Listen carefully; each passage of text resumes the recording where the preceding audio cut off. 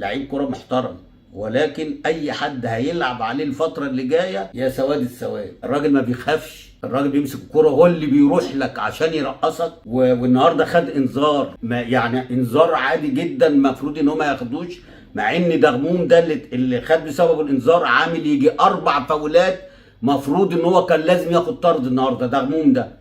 ولكن انا مش عارف الحكم ده هو دغموم ابن اختك، اعتراضات ويخش على الرجل ويخش ويزق ويضرب والكلام ده وانت مديله الحمايه، مع ان بريزا دخل عليه في كوره وما فيهاش حاجه، ده احتكاك عادي، فاول عادي تكتيكي.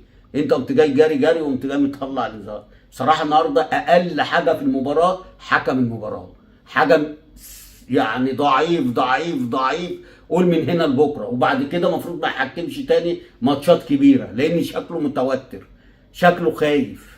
لما انت هتخاف في مباراه زي دي، امال هتبقى كويس في امتى؟ يعني في مباراه اصلا كلها، ده انت النهارده تتصيد في المباراه دي، فاولات مش فاولات، انذارات مش انذارات، وبعدين حاسس كده ان انت تايه مش مركز.